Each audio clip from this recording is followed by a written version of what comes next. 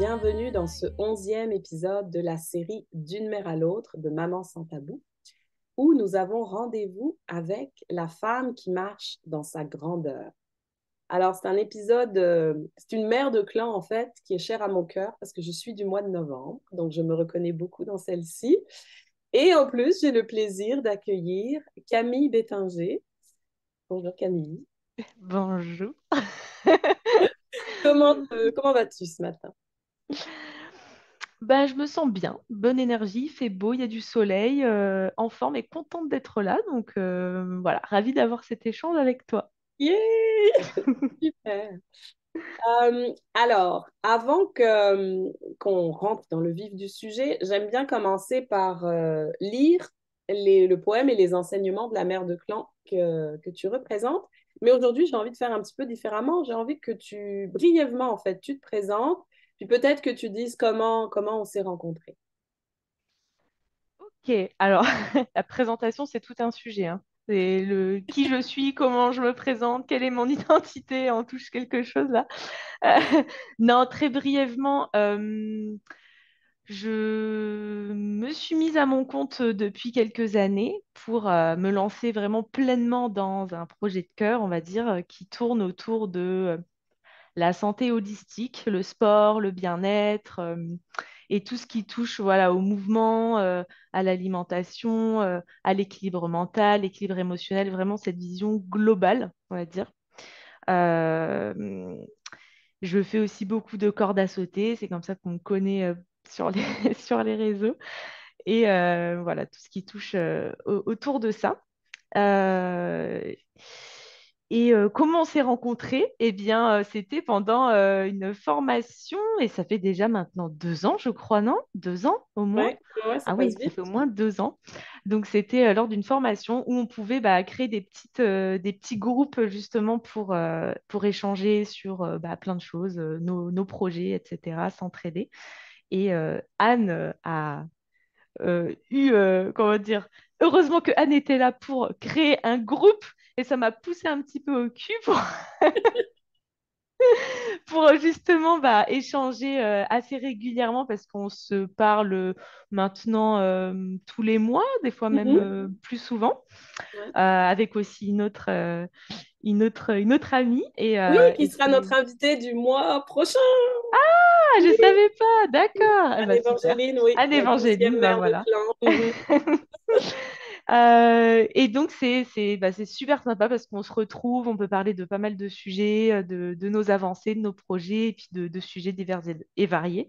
Donc, merci encore d'avoir créé ce groupe. Et de rien, de rien. C'est pas C'était, moi qui aurais forcément initié ça, donc c'est cool.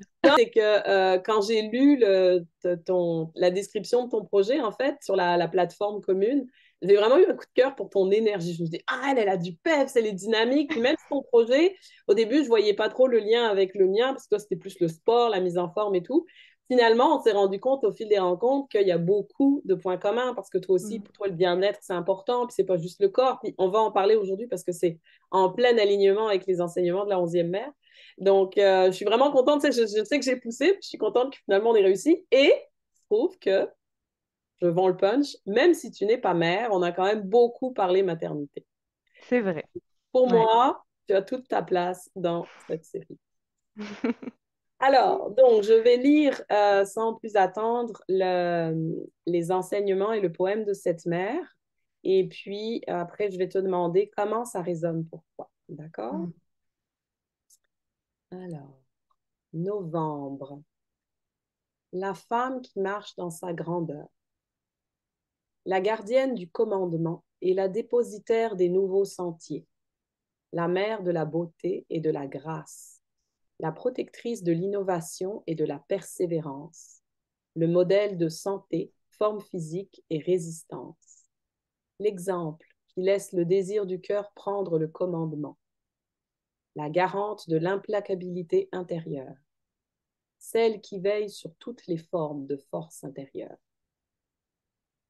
Elle nous enseigne à être au mieux de ce qu'on est, tout en restant vulnérable et humain, à garder notre corps et notre esprit souples et en bonne santé dans nos avancées comme dans nos retraits, à chercher et trouver de nouveaux chemins de croissance et d'apprentissage en guidant par l'exemple, à développer la force intérieure, à attirer et laisser aller. Elle nous enseigne à marcher en vérité. Son poème. Tu t'avances dans la beauté, mère, permettant à tous de voir la gloire du grand mystère qui a fait libre ton esprit. Guidé par ta bénédiction intérieure, que tu exprimes par ta démarche agissante, sans jamais avoir besoin de l'approbation d'autrui, c'est la vérité de ton cœur qui gouverne. Avec concentration et droiture, tu m'apprends comment marcher, en équilibre entre pensée et action, au lieu de parler inconsidérément.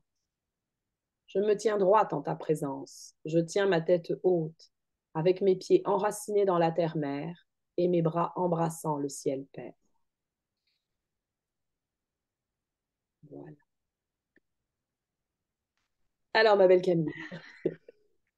Eh ben, la première fois que tu m'as envoyé ce texte avec le poème, je t'avais écrit d'ailleurs, hein, je Oui. te l'avais dit que c'était fou comment ça avait résonné.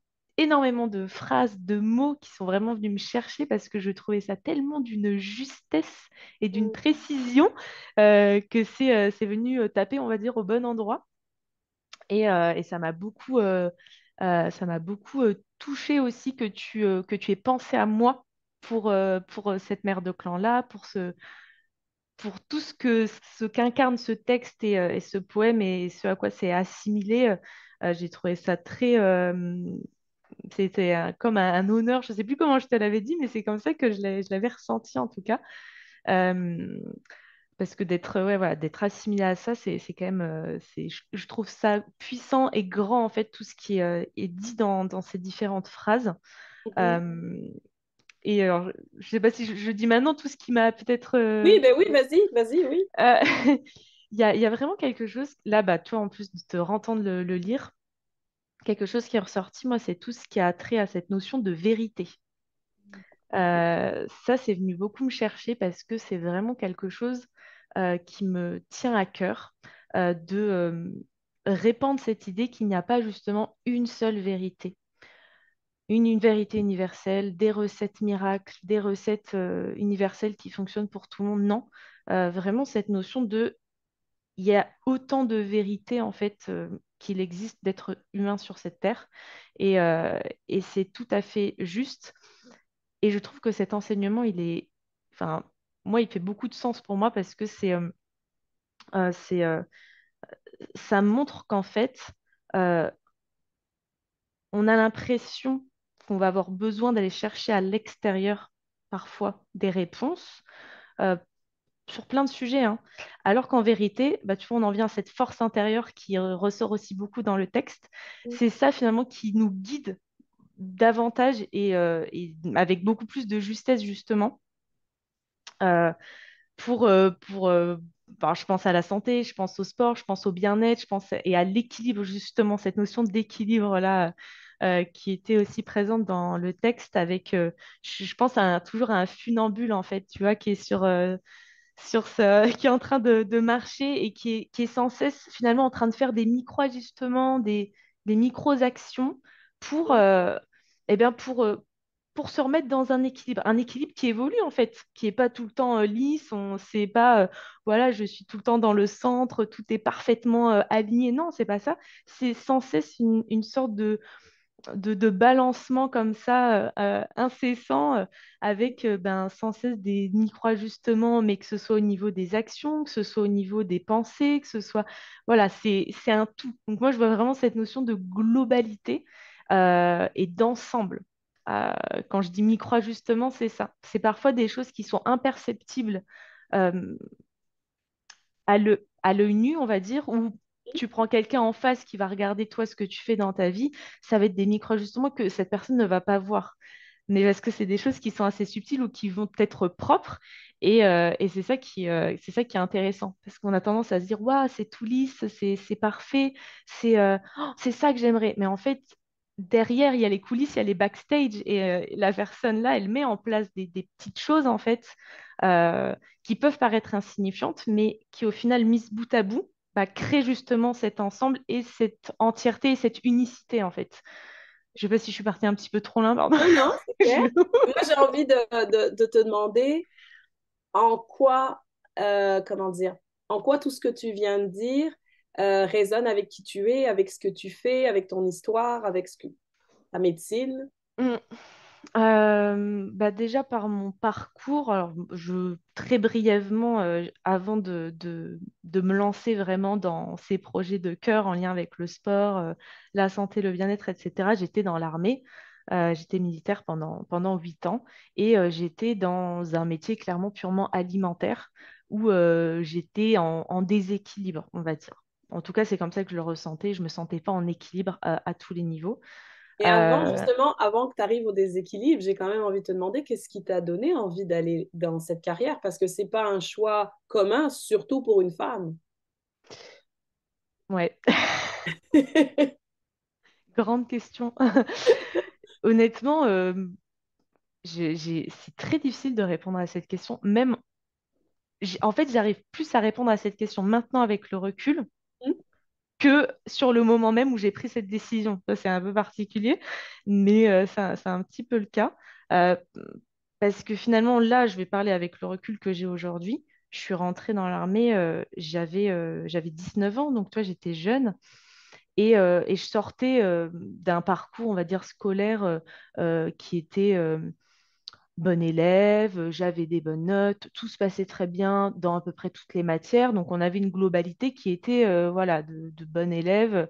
Et finalement, deux options s'étaient offertes à moi. C'était bah, soit tu fais en quelque sorte des études de médecine ou soit tu vas en prépa. C'était un petit peu ça, le résumé, tu vois. On n'était pas très renseignés, mais c'est aussi de ma faute, hein, tu me diras. Mais quand tu es jeune, hein, t'es pas.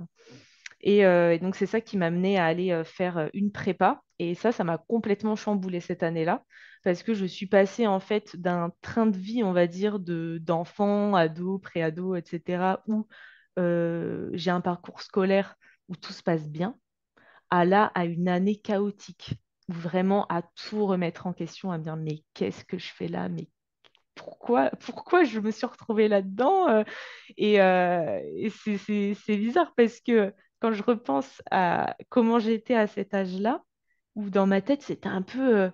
j'avais aucun relativisme en fait. Mais vraiment. Ça, c'est dingue comment j'ai changé par rapport à ça. J'ai l'impression que je ne relativisais pas. C'était un peu, waouh, je me sens en échec, donc ça y est, là, c'est la fin. En fait, je suis censée faire quoi là? Alors que j'avais 19 ans et enfin, je veux dire, tu vois, quand j'y pense maintenant, c'est rien. Donc, Et c'est drôle, c'est drôle excuse-moi, je t'interromps, mais parce que ouais, vas-y. d'abord, je veux préciser pour les gens qui sont au Canada, qui nous écoutent, expliquer c'est quoi une prépa, parce que ça, c'est un Ah, concept très français. Puis je connais parce que je l'ai fait moi aussi. Donc en France, on a le système universitaire où vont la plupart des gens, et puis un système, donc ce qu'on appelle de grandes écoles qui sont un peu plus prestigieuses et qui sont accessibles aux meilleurs élèves, à ceux qui ont les meilleures notes. Alors que chez nous, l'université est quand même accessible à tout le monde comparé au Canada.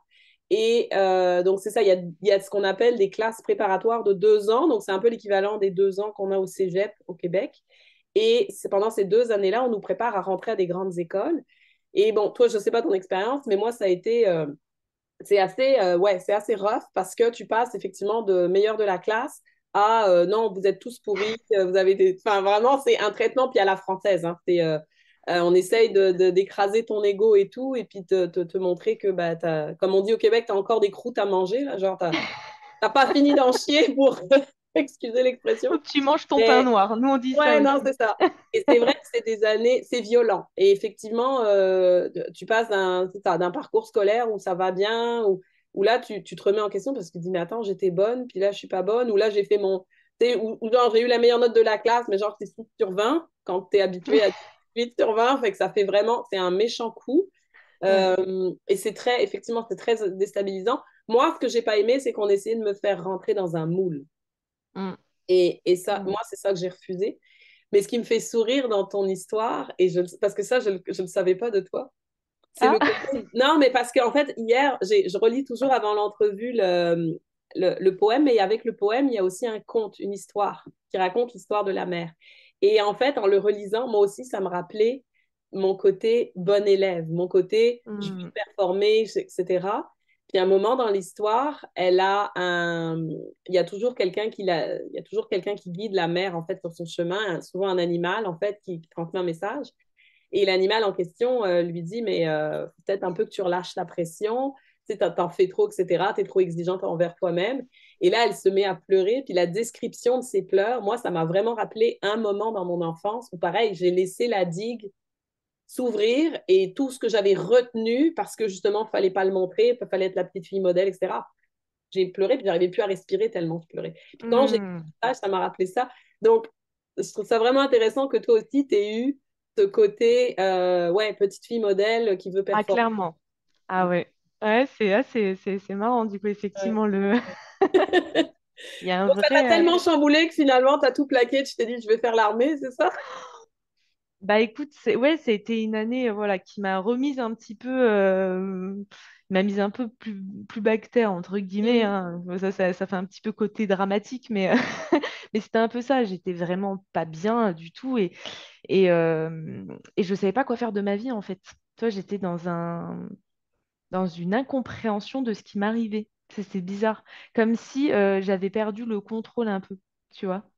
Comme si avant c'était lisse, tu vois, tu avais ce côté un peu perfection, entre guillemets, Mm. qui est en lien avec bonne élève, petite fille modèle, etc., hein, clairement, hein, Et là, c'est comme si c'était, voilà, je sais pas, tu sais, j'ai jamais fait de crise d'adolescence et tout, et j'ai l'impression que, du coup, tout ça, ça a été une forme de crise Mais moi aussi, moi, c'est interne. venu après et ma mère me reconnaissait plus. Je dis, oui, mais faut que ça sorte à un moment donné, c'est pas sorti avant. C'est ça. Et donc, en fait, je ne savais pas quoi faire, on va dire. Et pourtant, tu vois, j'ai toujours été attirée par le sport, par le domaine du sport. Et même à la sortie du bac, je voulais faire des études dans le sport. Et puis, on m'avait dit dans mon entourage, bah, tu vas faire quoi? Tu vas faire prof de sport. Et moi, j'ai même pas cherché. Je me suis dit, oui, bah, c'est vrai que bon, il n'y a peut-être pas 36 000 solutions, c'est pas non plus. Et j'ai bâché le truc. Alors que en fond du fond, c'était le truc qui m'attirait, tu vois. Mais ça m'a un peu vacciné des études traditionnelles. C'est très bizarre, hein, même.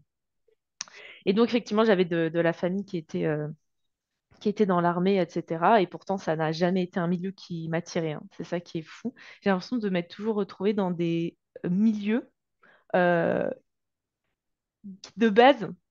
Jamais je me serais dit, c'est un milieu dans lequel j'ai envie d'aller. Tu vois? C'est c'est très bizarre. Mais Est-ce que tu penses que c'était par rébellion? Non, non, je sais pas. Je pense qu'il y avait un truc un peu fataliste, tu vois.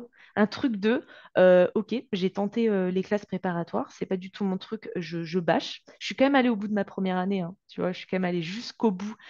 C'est en lien avec le côté persévérant, tu vois, qui me Ouais, ouais, caractérise, ouais, on tout va à dire, fait. Moi des aussi, j'ai fois. du mal à lâcher en milieu de. Ouais, Jusqu'au boutiste, quoi. ouais. Et pourtant, j'ai quand même arrêté à la fin de la première année, hein. Et je peux te dire que mes parents, à ce moment-là, je pense qu'ils devaient se demander qu'est-ce que je faisais parce que j'ai vraiment, véritablement appelé le jour de la rentrée pour dire que je ne venais pas hein, en deuxième année. Pour te dire que j'étais pas. Voilà. Mais je suis contente d'avoir pris, toi, d'avoir fait des choix quand même dans ces moments-là qui étaient quand même importants pour la suite. Euh, je me suis perdue Non, dans bah, le ton feu de mes... expérience dans l'armée, alors, c'était Ouais, quoi? voilà. Donc je suis partie dans l'armée, voilà, dans cette idée d'aller dans un milieu et puis de grimper les échelons finalement. Je me suis dit, ben voilà, je vais faire ça. Et je voulais faire moniteur de sport, on y revient. Et Mhm. finalement, bah, ça n'a pas été fait parce que on m'a mal orientée. On m'a un peu dit voilà, des infos c'était de l'intox, ce qui fait que j'ai pas pu faire ça. Comme quoi, il y avait un truc karmique hein, qui Mm. m'empêchait de faire ça, je sais pas, trop bizarre. Et donc, je me suis retrouvée dans une spécialité qui ne m'épanouissait pas du tout. Je peux le dire, hein, j'étais dans Oui, oui. l'interception, traduction, voilà, dans les renseignements, en fait. Et, euh, et voilà, c'était pas du tout un métier passion, on va dire. Mais ça n'empêche que toutes ces années-là, ben, c'est ça qui est rigolo, c'est qu'il y a beaucoup de personnes qui vont dans l'armée parfois pour trouver un cadre, tu sais. Mhm. Et finalement, moi j'ai l'impression que ça a fait l'inverse. C'est-à-dire Mm. que, enfin l'inverse. j'avais déjà un cadre. Moi, j'avais pas besoin d'être cadrée parce que je pense que j'avais déjà beaucoup trop de cadres avec moi-même, Mhm. le côté exigeant. Et finalement, ça m'a plus rebellée qu'autre chose. Tu vois, c'est assez rigolo. J'ai fait face à de l'injustice, à des choses qui n'avaient vraiment aucun sens, tu sais, dans le côté tu obéis en fait, juste Mhm. tais-toi et obéis.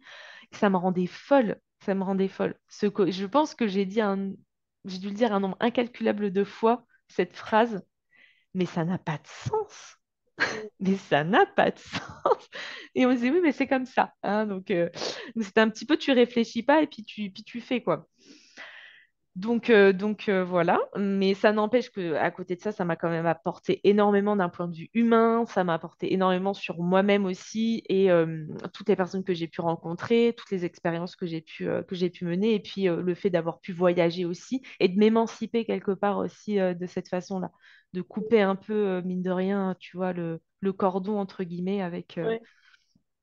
Donc pour tout ça, je remercie l'armée et je sais aujourd'hui pourquoi du coup je suis passée par là, tu vois. Mhm. C'est ça qui est intéressant. Euh, Parce que j'ai quand même fait 8 ans, tu vois, c'est quand même pas rien. Donc, ouais, c'est quand même. Mais parce que j'ai toujours ce truc de. Alors que dès le début, je savais que j'étais pas au bon endroit hein, au niveau Mhm. de ma formation.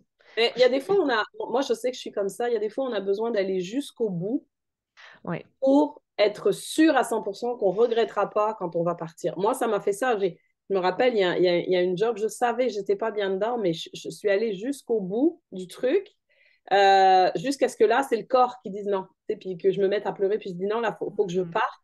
Mais du coup, j'avais aucun regret. Puis je me rappelle, mon directeur à l'époque, il m'avait mis plein d'arguments pour essayer de me convaincre de rester, etc. Il me dit, mais oui, mais c'est quand même plus facile de retrouver un emploi quand t'es pas, quand tu as déjà un emploi, etc. Mais je suis comme, non, moi, j'ai vraiment besoin de faire le vide, faut que ça lâche maintenant.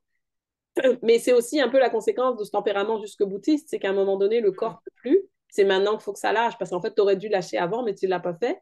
Mm. Et en même temps, j'ai toujours remarqué que l'avantage, c'est que ben, au moins, il n'y a aucun regret, aucun retour en arrière, parce que tu es allé jusqu'au bout, donc tu sais que c'est la bonne décision. Ah, clairement. Ah ouais, c'est marrant qu'il y ait Oui, des des liens comme ça. miroirs comme ça.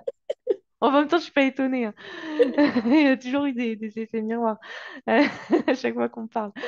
Donc, ouais, mais c'est exactement ça. Je pense qu'il y avait un peu de ça, effectivement, de je vais voir. Mm, J'étais en formation, je savais que c'était pas ça. Je me suis dit, bah, attendons de finir la formation, attendons d'être affecté dans une unité pour voir comment ça va se passer.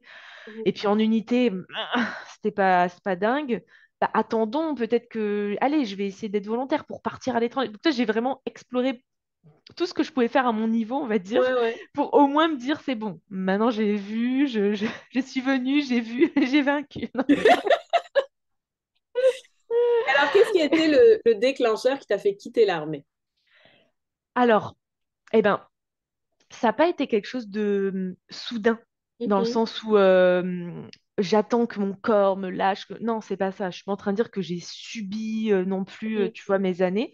Je savais que j'étais pas au bon endroit, mais je savais depuis le début que j'étais comme sur un tremplin, en fait, mhm. comme en gymnastique. Que j'avais l'impression d'être dans cette phase-là, en fait, où j'appuie juste, tu sais, puis tu as le ressort qui est enclenché, mais ça a pas encore, ça s'est pas encore éjecté. J'ai l'impression d'être là. Donc, en fait, depuis quasiment le début, parce que je te dis, j'avais 20 ans, ouais, 20 ans quand j'ai fini les classes, etc., que j'ai commencé vraiment à m'intéresser beaucoup plus à tout ce que je fais actuellement, en fait, Mhm, avec le sport, la santé, etc. C'était déjà en fait des sujets qui me touchaient déjà depuis longtemps en fait, hein. Et je m'y suis vraiment mise dans mes loisirs, enfin à côté du taf en fait. mhm, C'était un peu ma seconde vie à côté, tu vois, c'était rigolo.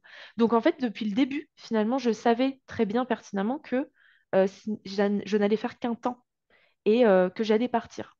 Quand, je ne savais pas encore, tout à fait, mais c'était acté quoi dans ma tête. J'étais pas en train de me dire, bah bon, finalement, peut-être on verra, peut-être je vais faire carrière, peut-être. Non, je savais pertinemment que je ne ferais pas carrière, que j'allais partir tôt ou tard, que je voulais, voilà, déjà prendre et explorer tout ce que je pouvais faire dans l'institution pour bah, partir sans regret et puis bah, pour déjà aussi peut-être me nourrir d'une certaine façon avant pour être prête pour la suite, en fait, entre guillemets. Bon, je dis être prête comme si là, j'étais prête et que j'étais... Non, c'est pas ça du tout que je veux dire, on n'est jamais vraiment prêt. Mais voilà, disons que c'est comme ça que c'est passé. Et puis finalement, bah, j'ai eu la chance sur mes dernières années d'avoir un séjour à l'étranger. Et donc, je suis partie 3 ans à Djibouti. Et, euh, et c'est ce qui m'a permis bah, finalement de demander à raccourcir mon contrat, mon deuxième contrat. Et c'est comme ça que j'ai vraiment enclenché le truc, en fait. Mais j'avais pas encore véritablement de plan d'action. Je me Mhm. suis pas préparée vraiment. Tu vois, là, avec le recul, aujourd'hui, je me dis, j'aurais tellement dû faire des choses avant, tu vois, que je n'ai pas faites. Et Mhm. tu le sais qu'une fois que tu as mis la main dans Ouais, les mains dans le cambouis, hein, tu te dis, oh, le temps que j'aurais pu gagner. Oui, bah oui, mais on peut tous dire ça avec le recul. Et, euh, et donc voilà, donc ça s'est pas fait, tu vois, de manière vraiment, je prends mes clics et mes claques, j'en ai marre, je me barre. Non, c'était prémédité en fait déjà depuis un moment. Et après, il y a voilà, tout s'est fait de manière très fluide et naturelle. J'ai eu l'impression qu'on m'ouvrait les portes de c'est maintenant. Tu peux partir. Parce qu'il y a plein de gens qui étaient bloqués, hein, surtout dans ma spécialité, on ne pouvait pas partir facilement. Il y a plein de gens voilà, qui pouvaient pas partir. Moi, j'ai eu l'impression d'être tombée sur le bon commandement à ce moment-là, les bonnes personnes qui vraiment m'ouvrait les portes, quoi. Et donc, voilà, moi, j'ai voyé ça comme un signe, en fait, mhm. de vraiment de m'émanciper et de partir. Donc voilà comment je me suis retrouvée ensuite à véritablement me lancer. Juste, oh, pardon, je parle beaucoup, mais Et c'est le but, vas-y, vas-y. C'est rigolo parce que j'ai quand même eu un moment où je me suis dit, c'est peut-être assez fou de tout quitter alors que j'ai une stabilité. Je suis quand même, tu vois, forcément, tu as toutes les peurs là qui remontent.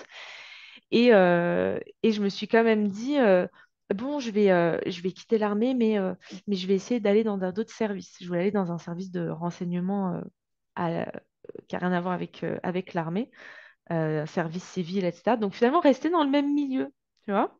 Moi Le aussi, côté j'ai un fait peu... pareil, hein. ah, Moi aussi, j'ai fait pareil parce que l'enseignement, ça me convenait plus pour différentes raisons, même si j'aimais encore ça. Et pareil, je me suis dit, ah, ok, mais c'est parce qu'un des trucs qui me déplaisait, c'était le salaire, parce qu'on va se le dire, quand tu es dans des écoles hmm, publiques et tout, en plus, tu n'es pas payé au mérite. C'est vraiment une histoire juste hmm, d'ancienneté. Or, tu as des profs qui débutent, qui sont très bons, puis d'autres qui, ça fait des années qu'ils sont là, puis qui sont pas bons. Donc, moi aussi, comme tu sais, il y avait une espèce de sentiment d'injustice, mais pourquoi ça? hmm, Et j'ai essayé d'en sortir, mais pas complètement. Donc, j'ai essayé d'autres milieux d'enseignement. Donc, c'est comme ça que je me suis retrouvée dans un cégep où, effectivement, le hmm. salaire était vraiment plus intéressant, mais j'aimais pas la clientèle, j'aimais pas les étudiants que j'avais. Donc, j'ai essayé plusieurs avenues comme ça parce que j'osais pas faire le saut de tout lâcher, en fait. Donc, je Hmm. comprends tout à fait ça. Oh, on se rattache au confort, en fait, Oui, je pense. ouais, ouais, C'est ouais, mais ça, hein, l'humain a peur de la nouveauté, hein. hmm. Et puis de ce qu'on va perdre aussi. Oui, Parce qu'on parce sait ce qu'on qu'on sait pas perd, ce mais qu'on va on... gagner, en fait. On sait ce Voilà, qu'on c'est perd, on ça. sait pas ce qu'on va gagner. Ouais, On a tendance à se dire l'herbe est plus verte chez le voisin, exact. mais en fait, on n'a pas tous les tenants et les aboutissants tant qu'on ne s'est pas véritablement lancé. C'est Ça, vrai. c'est sûr et certain. Et donc, tu vois, j'ai quand même entrepris ben, de passer des entretiens, etc. Pendant que j'étais en séjour à l'étranger, j'étais rentrée en France pour passer des entretiens. Et c'est assez rigolo parce que cette journée-là, elle m'a beaucoup marqué et elle a beaucoup marqué la suite en fait de ce qui s'en est suivi. Euh, Parce que si tu veux, j'ai passé des entretiens et j'ai eu l'impression que les personnes que j'avais en face de moi, elles-mêmes, elles avaient été placées là dans mon chemin pour me dire, mais qu'est-ce que tu fais en fait là? Qu'est-ce que tu fais? Euh, t'es pas censé vouloir aller vers tes projets là? Pourquoi tu reviens encore dans un même, tu vois? Mais c'était très perturbant parce que vraiment, euh, il y avait vraiment quelque chose d'assez mystique dans cette journée-là, parce que j'avais vraiment le sentiment que les personnes qui étaient en face de moi me transmettaient véritablement des messages vraiment pour la suite, quoi. Mhm. C'était très particulier. Et je me suis retrouvée à passer un entretien, puis j'ai eu 1 heure et demie, je crois, d'attente pour faire le suivant. 1 heure et demie, c'est long quand tu dois attendre dans une salle d'attente. Et j'avais sur moi un carnet avec un stylo. Et je ne sais pas pourquoi je me suis mise à écrire. Et là, j'ai eu l'impression de faire de l'écriture intuitive à ce moment-là et de vraiment, comme si c'était pas vraiment moi qui écrivais. Ça fait un petit peu perché peut-être ce que je dis là, mais vraiment, c'est comme ça que je l'ai vécu. Donc, je te le dis quand je l'ai vécu. Et j'ai eu l'impression vraiment en fait, que c'était pas vraiment moi qui écrivais. En tout cas, tout ce que j'écrivais me disait, mais qu'est-ce que tu fais en fait là? Tu veux répéter un schéma? Non, il faut mettre fin à ça. Vraiment, j'ai vraiment eu ce sentiment-là. C'était fou tout ce que j'avais écrit. Et j'ai passé mon deuxième entretien, du coup, dans une toute autre énergie. C'est-à-dire que limite, j'inversais les rôles. C'était plus moi qui voulais le taf. Limite, fallait que. Enfin, tu Convaincre. vois, c'était l'inverse, quoi. Ils me demandaient, mais pourquoi ils étaient deux, mais pourquoi on devrait vous prendre pour. Et moi, j'étais là, mais en fait, bah, déjà, moi, on m'a dit, vos collègues précédents m'ont dit que vous, grosso modo, ce que vous allez me proposer, c'était exactement la même chose. Moi, je vous le dis tout de suite, ça ne m'intéresse pas du tout. Donc, mais j'étais dans une énergie de, tu vois, plus du tout la même vibe. Et donc, ils ont switché. Eux, ils étaient là. Non, mais alors nous, c'est un petit peu différent. C'est eux qui se vendaient, c'était très bizarre, tu vois. Mhm. Bref, tout s'est un petit peu inversé. Puis finalement, tout ça pour dire que voilà, je me suis recentrée en fait et puis j'ai lâché ce truc-là. Je me suis dit, faut que j'arrête de me voiler la face, entre guillemets, tu vois. Voilà, c'est un petit peu long, mais l'anecdote avait quand même son importance. J'aime bien cette anecdote Et parce alors, à qu'elle a marqué. partir de là, qu'est-ce qui t'a décidé à te lancer? Puis pourquoi la corde à sauter? Pourquoi le bien-être? Alors, la corde à sauter, c'est vraiment ça. J'avais commencé déjà depuis des années quand j'étais dans l'armée à faire des vidéos sur YouTube, etc. Parce que à un moment donné dans ma formation, j'avais pas de place pour m'entraîner pour faire du sport et pour moi, c'était hyper important. Et j'avais commencé à me mettre à la corde à sauter parce que je cherchais un moyen en fait qui était facile, que je pouvais faire n'importe où. Donc, je faisais ça dans les couloirs en fait de l'établissement, tu vois. Et je faisais, voilà, j'ai commencé comme ça à faire de la corde à sauter. Et puis, c'est devenu beaucoup plus routinier, on va dire, dans, dans mon quotidien. Et je me suis rendu compte que sur Internet, ça manquait cruellement d'infos à ce sujet. Il n'y avait pas beaucoup de séances, il n'y avait rien, tu sais, autour de la corde et même autour de la corde, mais pas que, avec du renfort à côté. Enfin, je trouvais qu'il manquait quelque chose à ce niveau-là, que c'était plus un accessoire d'échauffement ou pour les boxeurs ou des choses comme ça. Et donc, je me suis beaucoup plus intéressée à ça. Je me suis dit, bah, si moi je cherche des séances comme ça, je me dis peut-être que ça va intéresser d'autres personnes, puisque généralement, on n'est pas tout seul hein, quand on, on se pose des questions ou quand on recherche des ressources en particulier. D'autres personnes sont dans ce cas-là aussi. Et effectivement, ben, ça m'a permis ben, de me rendre compte qu'il y avait un vrai besoin et donc les gens étaient vraiment très contents de découvrir mes séances, etc. Donc ça, j'ai toujours partagé sans être hyper régulière. C'est vrai que j'étais pas régulière. J'ai toujours eu ce truc de créer, on va dire, de faire de la Oui. création de contenu. Tu vois, j'avais des blogs quand j'étais petite de cuisine, des trucs comme ça. Mais, euh, mais jamais sans cette envie de professionnaliser. Toi, c'était vraiment plus des loisirs qu'autre chose. Mhm. Donc là, quand ça a commencé comme ça, puis après, bah, tu vois, je te dis, tout ce qui est bien-être, santé, etc., je m'y ai intéressée déjà depuis longtemps. Donc je m'étais aussi formée pendant que j'étais dans l'armée aussi, toi, à la médecine ayurvédique. Je m'étais Oui. formée des choses comme ça. J'ai fait ensuite ma formation de coach, tout ça, tout ça. Ça pourrait faire l'objet de d'autres sujets d'ailleurs, enfin d'autres, je pense, d'autres visios. Mhm. Les déceptions aussi autour de ça, de l'enseignement, on va dire, qui n'est pas classique, qui n'est pas Mhm. traditionnel. Parce que finalement, c'est le chemin que j'ai pris. Tu vois. Me dire, bah, j'ai commencé par un truc très carré, prépa, machin, pour au final me retrouver à faire des formations qui sont pas reconnues par l'État, tu vois, des choses comme ça. Donc c'est assez rigolo. Et, euh, et voilà, donc du coup, bah, tout naturellement, j'ai commencé à vraiment beaucoup plus instaurer une routine par rapport à ça dans mes partages, dans ce que je voulais vraiment montrer. montrer au monde, on va dire. Euh, et puis surtout avec cette vision globale que j'ai toujours eue et que j'avais du mal comment dire, à révéler.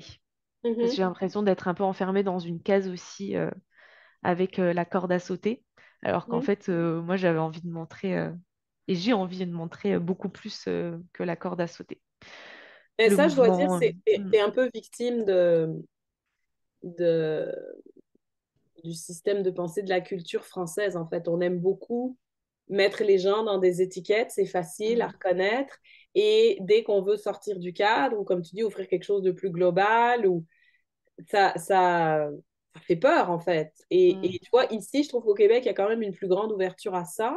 Et je pense que moi, c'est pour ça que je me sens bien. Mais c'est vrai qu'en France, c'est ben non, t'es spécialiste de ça, ou ouais. tu fais ça, ou tu fais ça. Tu sais, changer de carrière complètement, ça se fait de plus en plus dans notre génération, mais c'est, j'ai envie de dire, c'est nouveau, puis ça perturbe, vraiment, ça perturbe. Donc, Mm, c'est pas encore très bien accepté, et c'est pour ça que c'est difficile à porter quand c'est ça qu'on veut faire. ouais, ouais, c'est exactement ça. C'est vrai que cette notion de spécialiste, généraliste, etc., c'est quelque chose d'assez. T'as même les profils en T-shape, je crois, si je me trompe Ouais. pas. T'as des choses comme ça. Mm, Et c'est vrai que c'est assez déconcertant parce que on peut se dire, mais quand on colle pas à ce truc-là de spécialiste, on peut se dire, mais en fait, ben, tu te sens bon nulle part mhm, parce que tu es touche à tout, mhm. mais Syndrome de finalement, l'imposteur. ouais, ouais, ouais, c'est un peu Ouais. ça. Et pourtant, tu vois, tu vas parler à des personnes ou tu vois des gens qui regardent mes vidéos, ils vont se dire, bah, elle, c'est une spécialiste de la corde à sauter, c'est une pro de la corde et tout. Mm, Ouais, ok, j'en fais, mais pour autant, je me considère même pas, tu vois, comme une ultra spécialiste de fou comme certains le font, mm. comme certains Non, qui parce que font tu as que vraiment une ça. approche, t'as vraiment une approche holistique, c'est-à-dire, je vois quand tu lis tes infolettres, tu veux vraiment amener les gens à comprendre, mais Mm, c'est exactement ça, la 11e mère de clan, c'est corps, cœur, esprit, euh, mm, pas juste la santé physique, parce que tout est relié, en fait. On ne peut pas faire abstraction des émotions et de la tête si on essaye de prendre soin de son corps, ça marche pas. Et c'est ça. inversement, tu sais. Donc, on ne peut pas essayer de changer sa façon de penser sans travailler dans le corps. Mm, On est un. Et ça, c'est aussi pour ça que pour moi, tu représentes tout à fait cette mère-là, parce que c'est vraiment ça aussi qu'elle apporte au monde, en fait, cette idée que, ben, non, il faut prendre soin de soi dans son intégralité. Et il y a un côté aussi, je trouve, où ça résonne avec ton histoire, c'est ce côté innovant, parce que ce que tu essayes de faire, pour la France, c'est assez innovant. De vouloir intégrer tout plein d'approches, des approches conventionnelles, des approches non conventionnelles, puis de mélanger tout ça ensemble, c'est assez novateur, en fait, j'ai envie de te dire. Et c'est pour ça que c'est difficile. Bah, je sais pas si c'est novateur parce qu'au final, on n'invente rien et puis on se dit toujours qu'il y a des gens qui sont déjà passés par des chemins similaires. Mais en tout cas, c'est certain que c'est novateur dans le sens où quand on est habitué à être étiqueté ou à être mis dans des cases de spécialistes, etc., effectivement, de vouloir apporter ce truc-là, c'est en ça peut-être que c'est peut-être pas novateur, mais que ça interloque en fait peut-être les gens aussi. Parce qu'on a envie de t'assimiler à un truc, on a envie Oui, de... et en même temps, ce que toi, tu montres aux gens, c'est qu'il n'y a pas qu'une façon de faire. Oui, oui, Et c'est exactement ça, cette mère de clan. oui. C'est essayer d'autres approches, essayer d'autres façons si ça marche pas comme ça. Parce qu'il y a toujours plusieurs, comme tu disais qu'il n'y a pas qu'une vérité, ben, c'est la même chose. Il y a plusieurs chemins mènent à Rome. Tu sais. Enfin, je veux dire, il y a plusieurs Ouais, façons clairement, ouais, d'arriver à ouais. quelque chose. Mm, Et la vérité est dans tout. Tu sais. Donc, il y a toujours moyen d'y arriver. Moi, tu vois, plus je m'intéresse aux approches ancestrales, traditionnelles, plus je me rends compte mais il y a des échos dans la science actuelle. Je veux dire, comme tu dis, on ne réinvente rien, c'est juste une mm, autre mm, façon de percevoir le monde et de le présenter. Mais au fond, on dit la même chose. C'est juste qu'on n'y arrive pas, on n'y mm, arrive pas de mm. toute façon. Et pour moi, il n'y en a Euh, pas un qui est meilleur que l'autre. Il y en a un qui va parler plus à certaines personnes qu'à d'autres, oui. Tout à fait, ouais. Tu as des gens comme toi et moi qui ont besoin de toute cette variété-là parce que ça nourrit différentes parties de nous, en fait. Ouais, c'est exactement ça. C'est exactement ça. Et c'est ces besoins. c'est de test and learn, c'est ce que je dis Mhm, très exact. souvent. C'est Ouais. vraiment ça. Ce côté, moi, j'ai besoin de tester Mhm, pour me rendre compte, en fait, si c'est OK pour moi et si ça fonctionne. Et c'est ce que j'incite aussi, je pense, un peu les gens, enfin, en tout cas, c'est ce que j'essaie d'apporter, c'est ce côté-là. Je suis personne, en fait, pour dire quoi faire, pour dire comment faire les choses, à quel moment, alors, si sur peut-être des choses techniques, certaines choses, forcément, on a des expertises qu'on peut apporter, ça, je suis OK. Mais sur plein d'autres sujets, sur plein d'autres questionnements et plein d'autres interrogations, je ne suis personne, en fait, pour te dire quoi faire, comment, quand, à quelle heure. Je ne sais même pas qui tu es, quelle est ta vie, quel est ton parcours. Je ne sais pas, en fait, tout simplement. Et ça, je trouve que c'est d'ailleurs ça me fait, c'est pas que ça me fait de la peine, mais je trouve ça dangereux, tu vois, ouais, dangereux vraiment sur les réseaux sociaux, le fait qu'on apporte du crédit à, à une personne dès qu'elle a un petit peu de visibilité ou dès qu'elle ose se montrer en fait sur les réseaux sociaux. Et moi, c'est quelque chose sur lequel j'ai toujours fait hyper gaffe, mais parce que de base, je pense que c'est ma nature aussi, c'est que je reçois des fois des questions de personnes qui sont je me dis, mais je ne peux pas répondre à cette question, en fait, vraiment.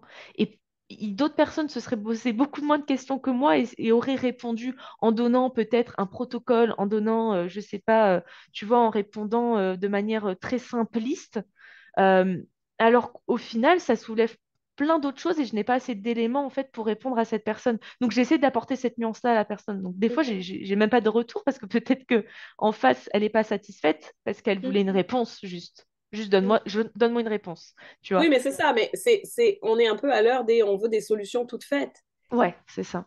Mais pour tout, Ouais. que ce soit, et c'est pour ça que toutes ces offres, ou, tu sais, ben, comme celle dans laquelle on s'est inscrit, tu sais, lance ta formation en 3 mois, Ouais, perdre 5 kilos en 2 mois, ou, c'est ça. on veut la facilité, et on veut, mais je veux dire, dans la maternité, c'est pareil, on veut des trucs pour que les enfants arrêtent Mm, de faire des crises, on veut des trucs pour se sentir bien, pour qu'ils dorment, sauf que ça marche pas. mm. Oui, ce serait tellement plus facile, Bah oui. et non.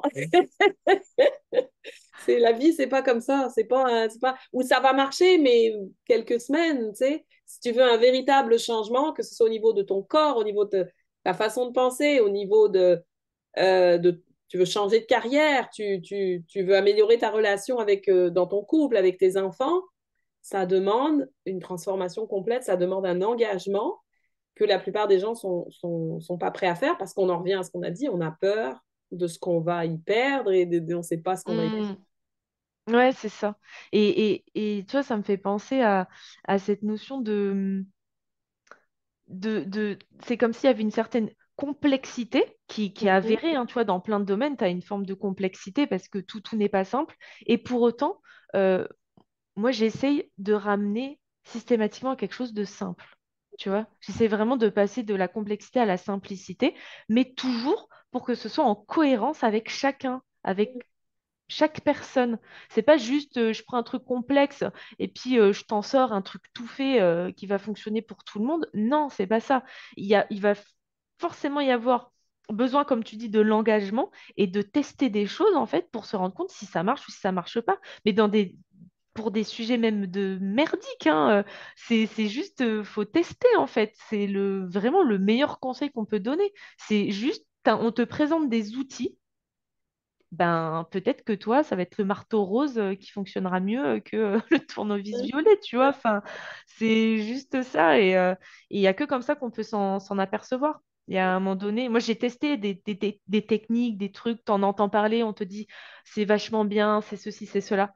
Bah moi je teste en fait et j'essaye de voir. Et puis ça peut m'arriver de tester et puis de me dire de retester aussi peut-être plus tard, à un autre moment, tu vois, ou quelques années plus tard ou quelques mois plus tard pour voir si c'est toujours la même chose en fait. Tu sais, c'est pas juste ok, je jette, ça me va pas. Faut voir aussi, c'est un ressenti, c'est en fonction du moment. Je sais pas, je pense que ça dépend vraiment.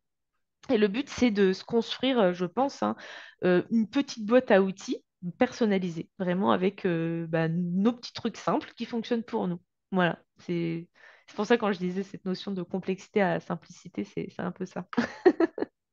Alors, en t'écoutant, là, je pensais aussi aux discussions qu'on a eues sur la maternité, parce que j'aimerais qu'on aille là, mais ce que j'aime, en fait, c'est à quel point tu es aligné parce que ton questionnement sur la maternité ou ta façon d'aborder la maternité fait exactement écho à ta façon d'aborder la vie, le sport. Enfin, Mm. tu questionnes, tu testes, Fait, est-ce que tu pourrais donc nous parler de ça, ta conception de la maternité maintenant? Parce qu'on en a Ouais, parlé. ouais, ouais, Toi ouais. et moi. Mais tu vois, c'est épuisant aussi, hein, des fois, de fonctionner comme ça, hein. Oui, C'est épuisant parce que j'ai l'impression de me poser beaucoup de questions, en fait, sur, sur finalement des choses qui sont inconnues. Et c'est très rigolo, du coup, que tu fasses la transition à ce moment-là quand on parle du test and learn, parce que ouais. justement, je pense que la maternité, finalement,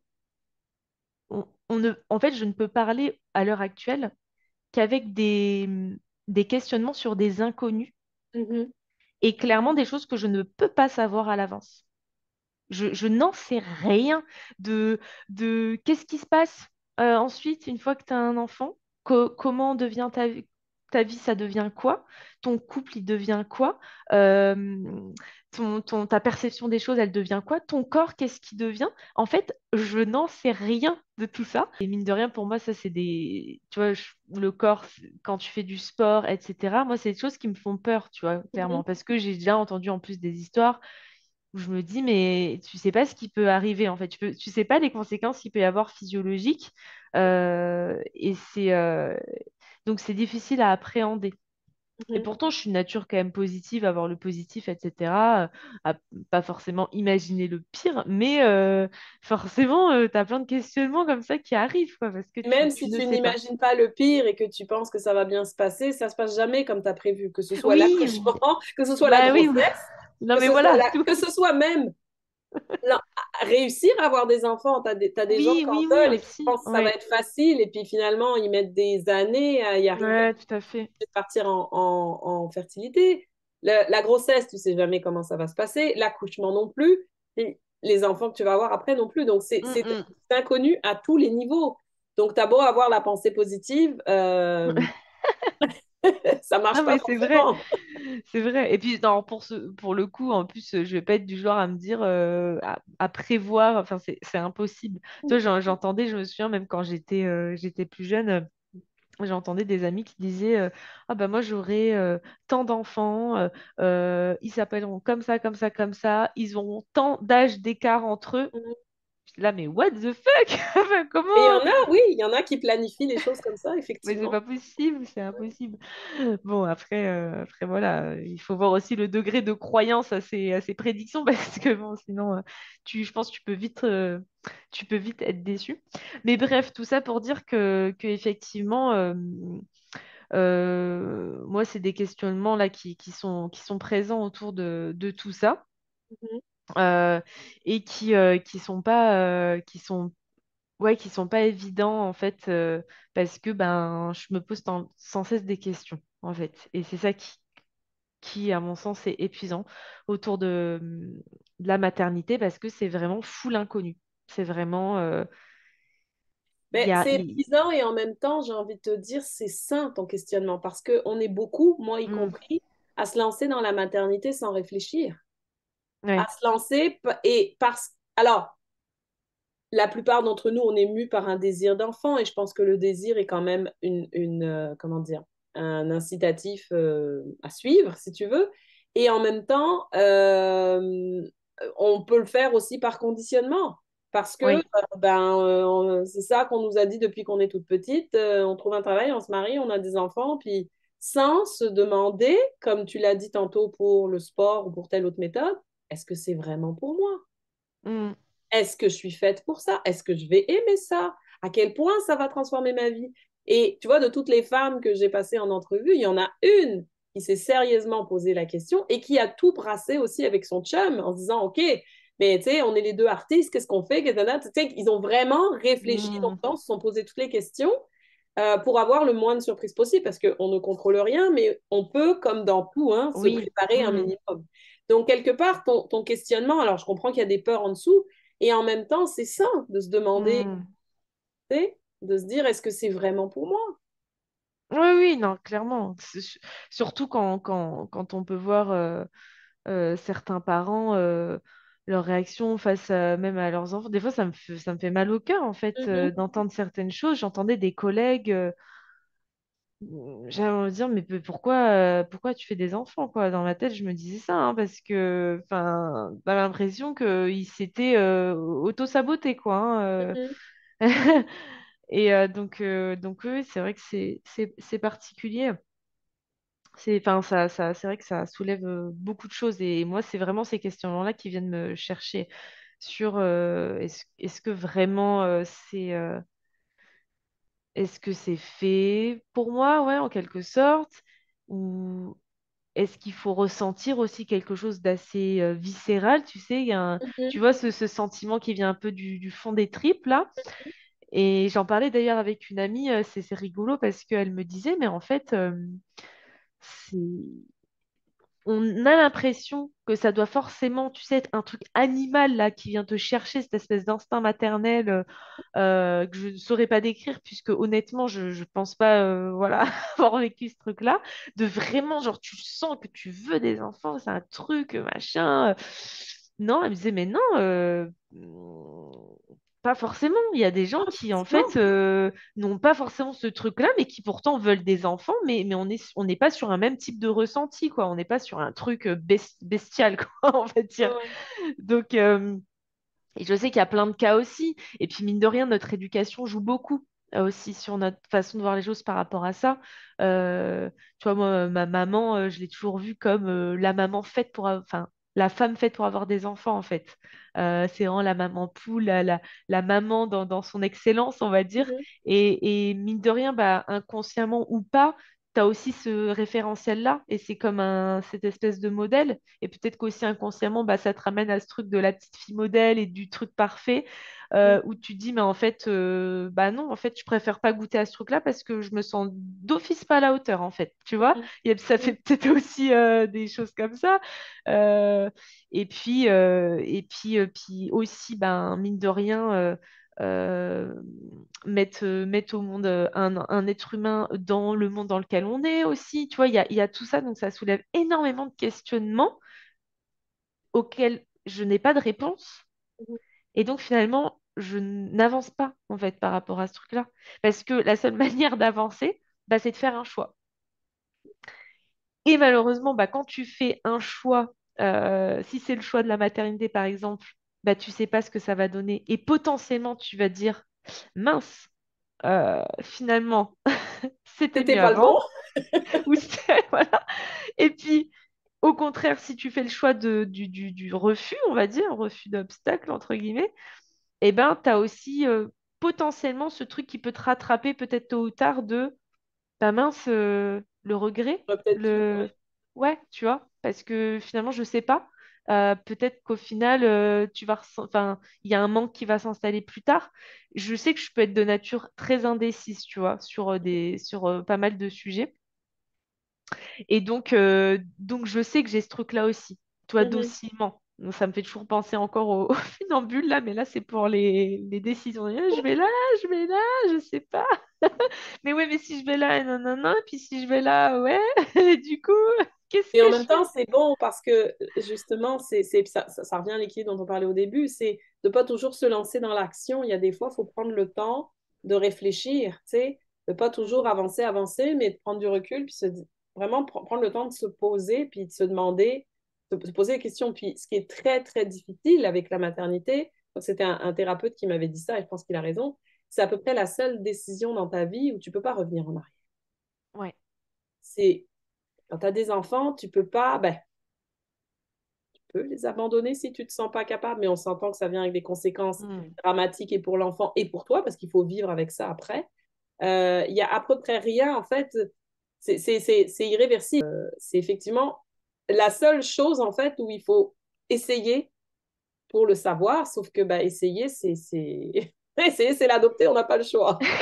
C'est Non, ça, non, ouais. c'est très dur. Puis, tu sais, moi, avant d'avoir des enfants, ça m'énervait cette phrase de ma sœur qui a eu des enfants bien avant moi, et puis bon, toutes les femmes qui ont des enfants avant moi, de dire tu comprendras quand tu seras maman. Genre, tu peux pas Ouais. comprendre.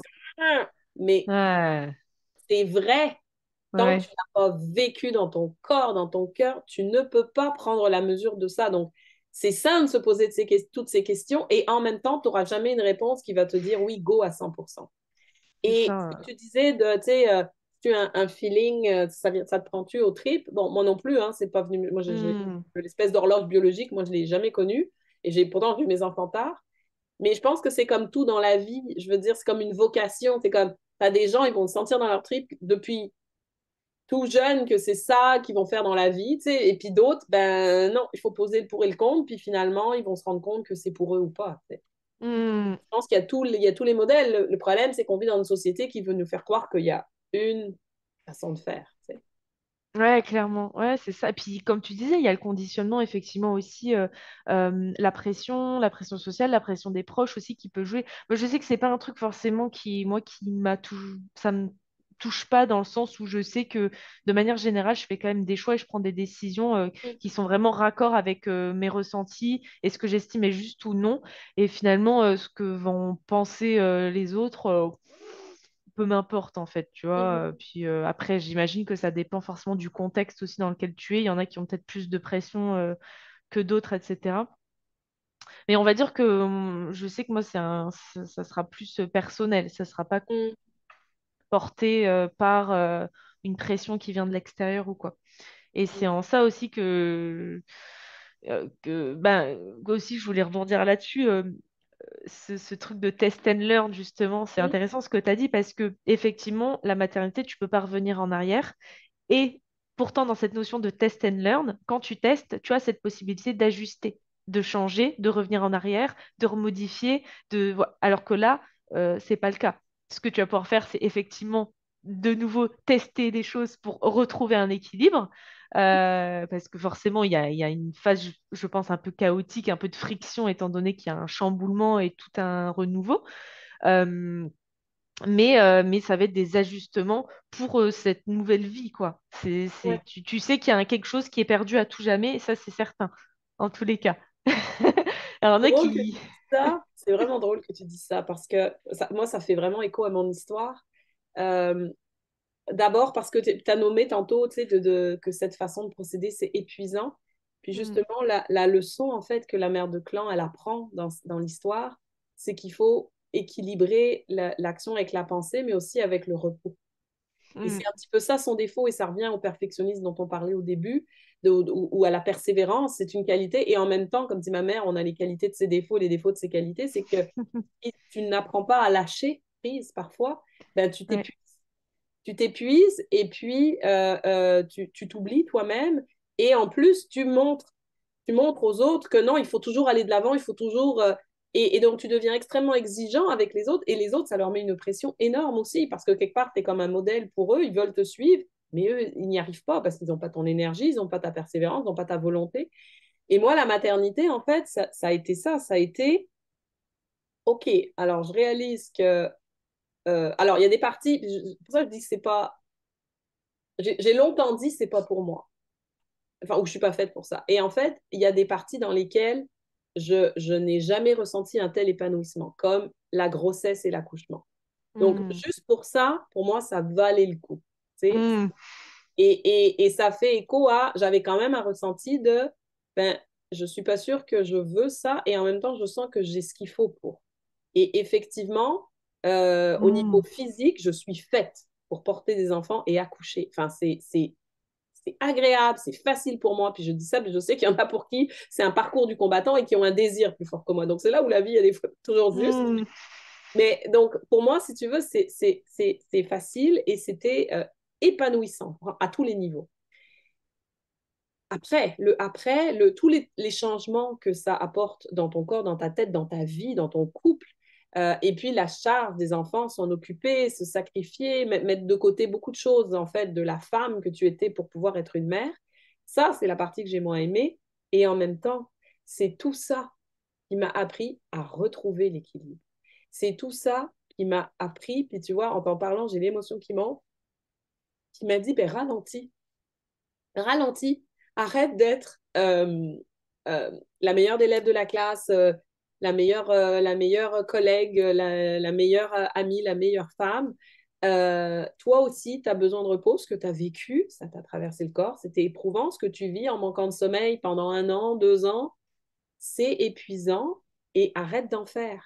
Et tu vois, ma première fille, parce que j'avais peur d'être isolée à la maison et de tout arrêter, en fait, et que ma vie change complètement, ben, je me suis épuisée, en fait, à aller toutes les semaines et parfois plusieurs fois par semaine à un organisme dont je parle souvent qui s'appelle Espace Famille Vérée, qui est un organisme communautaire pour les mamans, parce que je voulais être entourée d'autres mamans, parce que je voulais continuer à apprendre des choses, tu sais. Sauf que je me suis épuisée parce que Mm. le postnatal, c'est une période où le corps a besoin de se retrouver, a besoin de repos, ton enfant aussi, tu as besoin d'être au calme, tu as besoin de... Mais moi, j'ai continué sur mon rythme d'avant, en fait. Et ce que ça m'a appris, c'est pas possible. C'est pas possible. Il faut se donner le temps du repos. Tu vois, on dit, je pense que c'est en Inde qui disent qu'en fait, on parle toujours du quatrième trimestre, ou parfois même qu'en fait, t'as eu un bébé pendant 9 mois, ben, idéalement, il faudrait que pendant 9 mois, tu te reposes, que le corps Mm. il a besoin de ce temps-là. Puis j'avais une acupunctrice qui m'a dit, ouais, en Occident, ce serait plus 2, 3 ans. Parce qu'on a déjà un rythme qui est fou, en fait. Et Mm. donc, si on veut vraiment revenir à un état d'équilibre parfait à tous les niveaux, il faut prendre ce temps-là de repos. Puis c'est une période où, en 9 mois, comme les premiers 9 mois, en général, tu manques de sommeil. Donc, c'est pas là où tu vas récupérer tout ce que tu Ouais, as. ouais. Mm. Euh, donc, donc, en fait, pour moi, c'était une très belle expérience de vie de me dire, ben, je le voulais pas forcément. Il y a des parties qui sont vraiment pas pour moi, que je déteste, ce côté de se sacrifier, de cette responsabilité, etc. Et en même temps, ça m'a rappelé l'importance de prendre soin de soi, de revenir à soi, de se reposer, de mettre ses limites. Parce que ça aussi, Mm. c'est quelque chose que moi, j'ai beaucoup de misère à faire. Donc, tu Moi vois, aussi. ouais. Euh, ça a été, en fait, c'est ça. Pour moi, c'est le plus bel apprentissage. Et puis aussi, puis c'est une autre chose qu'on retrouve dans le récit de cette 11e mère, c'est de montrer sa vulnérabilité. De Mm. dire, OK, là, je peux plus. Là, je peux plus parce qu'on a. Et puis, c'est un petit peu le. Dans la société où on est, là, c'est un petit peu ça. On a un peu cette tendance à être la superwoman, là, tu sais. Les mères, elles sont partout, là. Elles travaillent, Mm. c'est aussi des amantes, elles ont des amis, tu sais. Il faudrait qu'on continue tout ce qu'on fait parce qu'on ne veut pas lâcher, et c'est correct, mais plus ça va, plus je me dis, bah, il y a un temps pour tout. Tu ne peux pas Mm. être sur tous les fronts, tu vas te brûler complètement. Tu ne peux pas être et une bonne mère, et une bonne épouse, et une bonne collègue, non, non, parce Ouais. qu'on n'est pas des Mm. superwomen, on va se perdre, on va s'épuiser. Donc, il faut accepter que, bah, il y a des moments, tu vas être juste une mère, puis il y a des moments, tu vas être juste une épouse, puis il y a des moments. Mais on a cette peur, en fait, je pense, de perdre à tout jamais. Puis, je me rends compte que c'est pas justifié, parce que là, tu vois, mes filles qui sont plus grandes, qui ont 4 et 8 ans, bah, ça devient plus facile. Tu vois, là, Mm. ce week-end, avec mon mari, on s'est inscrit à un événement de danse tout le week-end. On est allé danser 3 fois. Ça faisait 5 ans, 5, 6 ans qu'on n'avait pas fait ça. Ben, ça goûte bon. Puis je me dis, bon, ben, c'est revenu. Tu vois, c'était une Mm. parenthèse dans ma vie, tu sais. Euh, mais c'est d'accepter, c'est ça, de dire, ben là, je suis plus capable, il faut que je lâche. Puis moi, tu vois, à ma première, j'ai frôlé la dépression postpartum parce que je voulais continuer Mm. sur ce rythme. Et ça a été d'avouer, ça a été dur, tu sais, à un moment donné, pareil, la digue a lâché, puis je me suis mise à pleurer devant mon conjoint, puis je lui ai dit, ben écoute, je pensais que ça irait avec toi, avec le congé maternité. Toi, tu veux des enfants, tu t'en occupes bien, et en même temps, c'est pas assez. T'es pas assez là. Toi, tu as repris ta vie d'avant. Moi, je suis Ouais. bloquée à la maison, sans personne. Il faut que je m'occupe d'elle. J'ai aucune idée comment faire. Je me sens pas compétente. Mm. C'est frustrant. Tu dois mettre beaucoup de choses de côté. Et je pense que tu réalises pas parce que, bah, un, ça t'a pas traversé le corps comme moi. Puis deux, Ouais. ta Mm. famille, ta vie, elle n'a pas été chamboulée autant que la mienne. Donc, moi, là, j'ai besoin d'aide, ça ne va plus. Mais à partir du moment où j'ai accepté d'être vraiment vulnérable, de lâcher tout ça, c'est là que la transformation a eu lieu. Puis c'est là que, peu à peu, j'ai appris, en fait, à voir le cadeau derrière ça. Et Mm. plus ça allait, plus en fait, j'ai vu toute la transformation. Moi, je dis, ça m'a remis sur mon chemin de guérison. C'est comme ça que j'ai découvert les sagesses autochtones. C'est comme ça que je me suis lancée dans l'entrepreneuriat. Donc, je me suis dit, ça m'a apporté des belles choses. Et je pense que Mm. c'était mon chemin. J'avais besoin de traverser tout ça, hein, test and learn, pour voir Clairement. que finalement, il y avait des apprentissages derrière que, tu sais, moi il m'intéresse depuis toujours au développement personnel. Ben, ça a été ça, en fait, mon véhicule de développement personnel le plus puissant, en fait, plus que tous les livres ou les thérapies que j'ai faites, en fait. Parce que c'est un questionnement permanent. Il faut tout le temps que je remette mes limites, il faut tout le temps que je prenne soin de moi. Et plus je le fais, plus je suis une meilleure maman aussi. Ouais, c'est que Hmm. ça se répercute positivement. C'est un méchant saut dans le vide. Moi, j'ai pas réfléchi en fait. Je voulais être avec cet homme-là. Il voulait des enfants. J'ai dit oui. Puis, mais c'est après que je me suis dit, ah, j'aurais dû me poser toutes ces questions parce que ça aurait été mieux préparé. Ouais, mais au final, tu te serais posé des questions et à part te tarabiscoter le cerveau, ça t'aurait pas apporté de réponse en tous les cas. Donc, Ça dépend. Je pense qu'il y a une façon constructive de se poser des questions à deux, en couple, oui, d'imaginer, oui, tu sais, et si, et si, et si. Tu sais, parce que par c'est exemple, vrai. ça me rappelle un petit jeu qu'avaient fait euh, mes demoiselles d'honneur à notre mariage, tu sais, des questions où on devait deviner ce que l'autre répondrait pour voir si on se connaissait bien. Et il y en avait sur les enfants, parce que je me suis mariée, j'étais enceinte.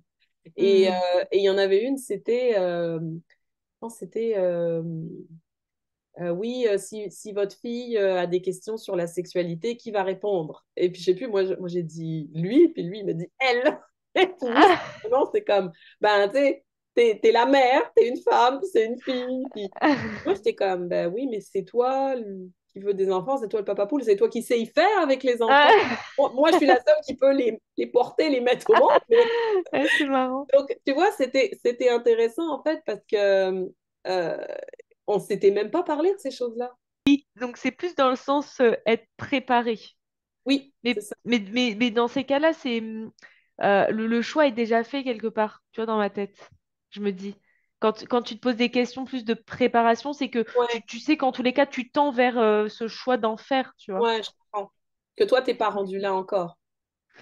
Bah, moi, c'est un peu plus complexe, mais ouais, c'est un peu plus compliqué, mais je comprends quand même ce que tu veux dire parce qu'au final, le fait d'en parler, et toi, je pense que c'est un très bon exercice et ça me donne envie de le faire, tu vois, pour le coup. Mhm, mhm. Le fait peut-être qu'en fait, ça peut libérer d'autres choses et ça peut, mine de rien, peut-être apporter des réponses quelque part, pas de ce qui va se passer si tu fais Ouais, le ouais. choix là, mais peut-être sur le côté peur, le côté ressenti, le côté être rassuré ou j'en sais rien, ça peut Mhm, apporter une autre forme de réponse quelque part. Donc ouais. en tous les cas, je pense que c'est hyper intéressant comme exercice et du coup, je le note dans un coin de ma tête. Est-ce que tu penses que ton hésitation, ton questionnement vient peut-être de ton enfance, de ton histoire, de...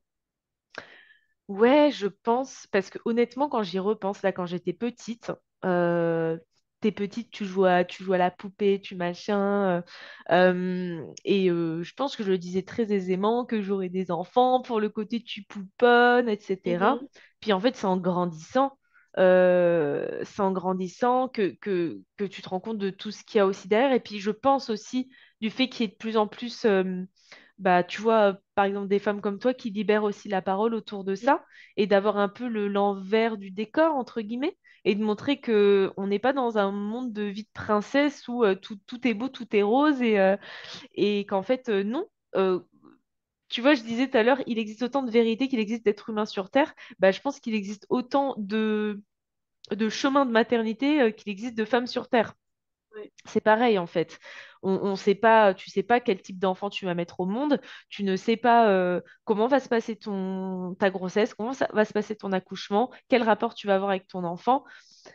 Mais, pardon, je digresse un peu, mais en fait, ça me fait penser à plein de choses en même temps. J'ai une amie qui me disait, il y a des femmes qui veulent faire des enfants pour le côté, j'aime bien pouponner, toi, je veux avoir un petit bébé pour... Elle disait, mais moi, en fait, je veux des enfants parce que je veux leur inculquer des valeurs, je veux les élever, tu vois, d'une telle façon, je veux leur apporter une éducation, je veux que... Et il y avait un côté beaucoup plus... de j'aimais bien, transmission. en fait. Ouais, Ouais. j'aimais beaucoup entendre cette vision parce qu'il y avait un côté Mhm. qui résonnait plus avec moi Et que moi, je te dirais, c'est le. ça que j'aime. C'est le Ouais, ah côté, bah voilà. ça, j'aime. Ça, je me dis, OK, pour ça, j'aime avoir des enfants. Est-ce que tu penses que le non-désir d'enfant, c'est comme un peu le tabou ultime? Hmm, alors, Dans ton expérience à toi, là, est-ce que tu en dans parles mon. ouvertement? Est-ce que tu... oui, dans mon expérience, non, parce qu'honnêtement, moi, je ressens pas du tout. C'est pour ça que je pense que le milieu, il fait pour beaucoup, Mhm, parce que j'en parle, et, euh, et avec des femmes qui ont des enfants, avec aussi, bah, par exemple, mes frères et sœurs, mhm, avec des amis, avec toutes sortes de personnes. Et il n'y a pas il y a une forme d'acceptation, entre guillemets, d'être dans une incertitude, en fait, hein, de ne pas savoir. Ben, honnêtement, je suis incapable de dire aujourd'hui qu'est-ce que, qu'est-ce que je vais faire, quels vont mhm, être mes choix, tu vois. J'en sais rien. Honnêtement, j'en sais rien. Et je dis ça parce que généralement, quand on est 100% dans l'affirmative, on sait très bien que le chemin peut dévier et que ça peut changer. mhm, mhm, Donc, je préfère parler au conditionnel ou avec une hypothèse. Voilà, des hypothèses parce que je ne sais pas. Je ne sais pas. Tu peux peut-être changer du jour au lendemain. Peut-être qu'un jour, il se passe un truc et puis tu as une révélation. Ou peut-être que chemin faisant aussi, il y a des changements qui opèrent et puis du coup, voilà, je ne sais pas. mhm, Euh, et donc, tout ça pour dire que je pense qu'avant, c'était plus tabou que maintenant. mhm. Maintenant que vous libérez quand même, il y a beaucoup plus de femmes qui libèrent aussi la parole, etc. Et je pense qu'aussi les réseaux sociaux peut-être aident aussi un peu pour ça, parce qu'il y a beaucoup plus de nanas qui assument, j'ai l'impression, ce côté-là aussi. Ce Ouais. côté bah, qui n'en veulent pas, ou j'ai l'impression qu'il y a une vraie Assumé. libération, Mhm, ouais, à ce niveau-là. Alors qu'avant, je pense que ça aurait peut-être été plus tabou. mhm, Euh, Peut-être qu'aussi ça dépend. Des recherches qu'on peut faire aussi, tu vois, mhm. sur Ouais, ouais. Internet, des gens avec qui on discute.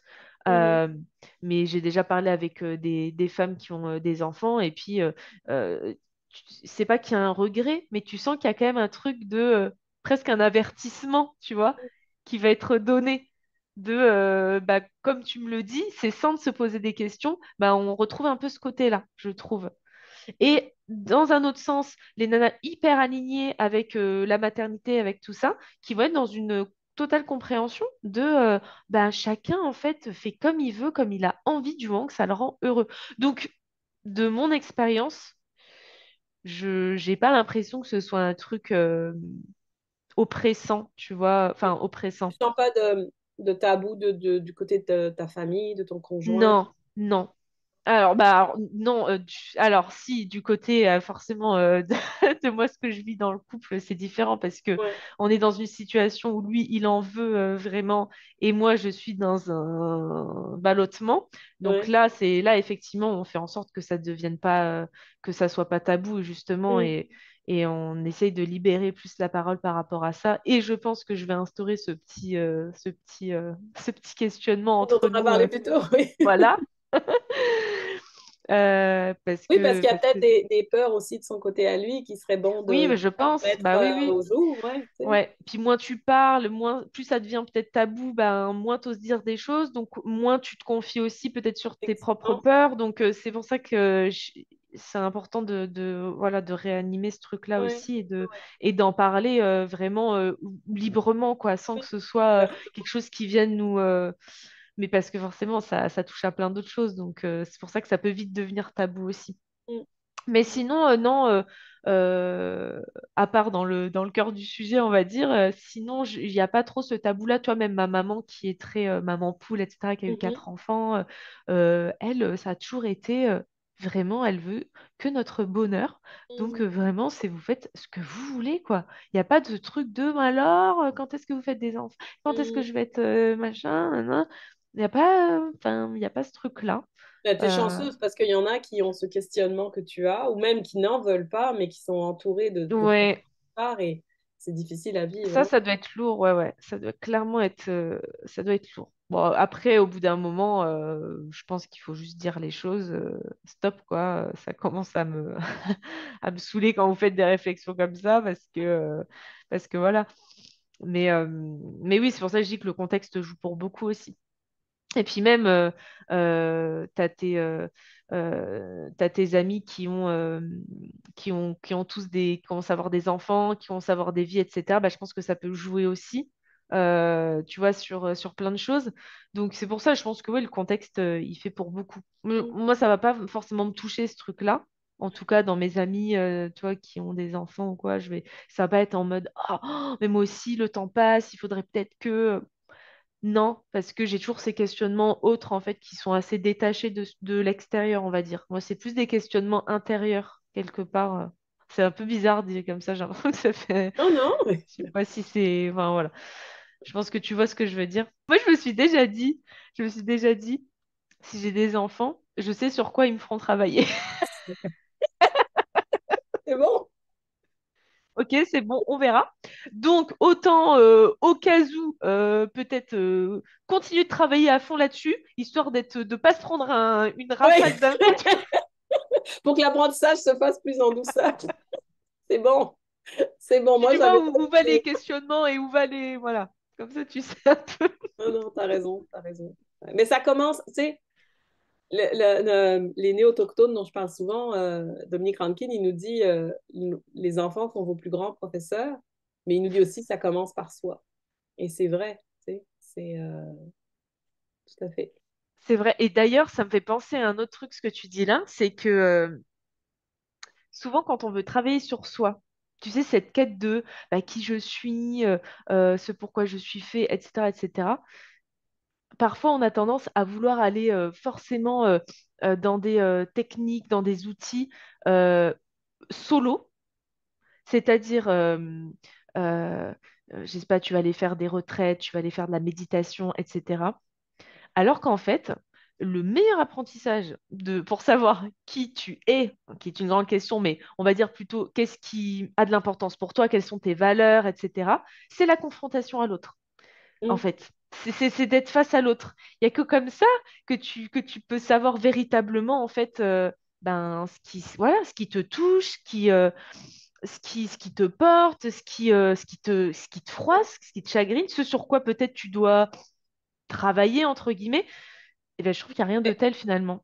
C'est pour ça que j'adore les cercles de parole, parce que moi, c'est dans des cercles de parole de femmes que des vérités sur moi ont été révélées, parce que Hmm, dans l'autre, et quand c'est dit dans le vécu de l'autre, dans les paroles de l'autre, c'est pas confrontant. Donc, tu écoutes vraiment avec ton cœur, et là, tu fais, ah, ok, là, hmm, je ressens une émotion parce qu'en fait, ça fait écho à quelque chose que je vis. Elle a mis des mots sur ce que je vis, sur ce que hmm. je sens, tu sais. Donc, c'est hyper agréable. Et en même temps, j'ai envie de te dire, ça prend les deux. Ça prend les deux parce que je pense qu'il faut aussi être capable de se retirer dans son cocon à soi, Oui. de Hmm, prendre du recul. Puis dans le conte, c'est ce qui est rappelé à la mère. Elle, à un moment donné, elle a un questionnement et elle se retire. Puis là, elle a un espèce de rêve éveillé. Et je pense que ça prend vraiment les deux. On Ah a oui, besoin des clairement. autres pour Oui. grandir, pour se connaître, mais on a Hmm. besoin aussi parfois d'être dans sa bulle pour intégrer en fait tout ça, Ouais, ouais, on en revient toujours à cette cet notion équilibre. d'équilibre. Il faut les deux. C'est pour ça que je pensais vraiment à des gens qui vont peut-être dans des solutions euh, où c'est très binaire. Je vais faire que des trucs Mm, en mode solo, ou au contraire des gens qui sont peut-être trop dans le côté extérieur et qui, mhm, ont, qui manquent tu vois, il manque ce côté aussi retrait, comme tu dis, ouais, etc. On en revient toujours à ce truc-là. ouais, Et d'ailleurs, l'équilibre. ça me fait penser, tu vois, quand on parle des gens qui sont extravertis, des gens qui sont introvertis, Mhm. euh, bah pareil, c'est binaire tout ça. Moi, j'avais découvert un terme, ça m'a fait rire, c'était ambiverti. Et c'est rigolo parce que finalement, c'est un peu ça. J'aime bien ce mot ambivalence, que c'est un truc que je ressens souvent, c'est cette ambivalence. Mais finalement, je me suis toujours dit, mais en fait, cette ambivalence, c'est, je pense, cette recherche d'équilibre, en fait, et ces micro-ajustements. Je vois plutôt comme ça. Ça paraît un peu flou, mais en fait, c'est ça. Et c'est vrai, on n'est pas tout le temps euh, un truc ou tout le temps un autre truc. Non, on est un mélange de plein de choses. Tout n'est pas noir, tout n'est pas blanc. Il y a tellement de nuances possibles qu'en fait, euh, vouloir catégoriser, ça rassure parce qu'on se dit je suis comme ça. Voilà. En fait, non. C'est pour ça que les tests même de personnalité, j'ai toujours trouvé ça Mm. Ça compliqué. enferme en fait au lieu Oh d'ouvrir. là Mais là, ouais. je trouve ça C'est. intéressant que tu finisses sur l'ambivalence parce que c'est tellement aussi ce qui me définit en fait par rapport à la maternité. Tu sais, il y a des trucs qu'on adore puis des trucs qu'on n'aime pas. On voudrait, tu sais, jeter son enfant par la fenêtre et la minute d'après lui faire un gros câlin. Tu sais. Hmm. C'est vraiment ça que je ressens. Et l'ambivalence par rapport. Puis c'est ça, moi aussi, c'est ça que j'ai découvert. C'est parce que tu parlais d'introverti, extroverti. Mon chum est introverti, moi, je suis extravertie. Sauf que j'ai appris qu'en fait, j'ai vraiment besoin des deux. J'ai besoin de ma bulle, de mon silence pour créer, pour Oui. réfléchir, de méditer. Et j'ai besoin d'être dans le monde parce que oui, ça me nourrit. Mais que d'être dans le monde, à bout d'un moment, ça m'épuise aussi. Et que Hmm. d'être dans ma bulle, ça Ça te nourrit m'épuise pas aussi. En fait, ça suffisamment. me vide. Ouais. Donc, c'est vraiment de trouver cet équilibre entre les deux, en fait, qui, pour moi, m'apporte le plus, en fait, de nourrir Hmm. vraiment les deux. Ouais. Ouais. Écoute, Camille, merci beaucoup. C'était passionnant. Ouais. L'impression d'avoir beaucoup parlé là, d'avoir épuisé mon quota de mots pour la journée. C'est drôle Je vais... parce que euh, euh, j'ai l'impression, moi, d'avoir beaucoup écouté par rapport à d'autres fois où j'avais plus envie de rebondir. Là, je sais pas. J'avais vraiment envie de te laisser la parole. Non, c'est drôle, hein. J'espère que c'était positif quand même. Oui. Oui. Ok. Donc, merci beaucoup. Merci d'avoir pris ce temps avec moi. Merci de t'être ouvert le cœur et puis de toutes les belles réflexions que tu nous as apportées. Euh, et puis, ben, merci à toutes de nous avoir écoutés. Le prochain rendez-vous, ce sera le 1er décembre, euh, à l'occasion de la nouvelle lune de celle qui glorifie. Donc, on va parler de gratitude. Et pour l'occasion, c'est ça, je vais recevoir Anne-Évangeline Leblanc, dont on a parlé, qui va nous expliquer sa conception large de la maternité. Donc, voilà. Merci encore et puis bonne journée à tous. Merci à toi. Wimbalala, wimbalala.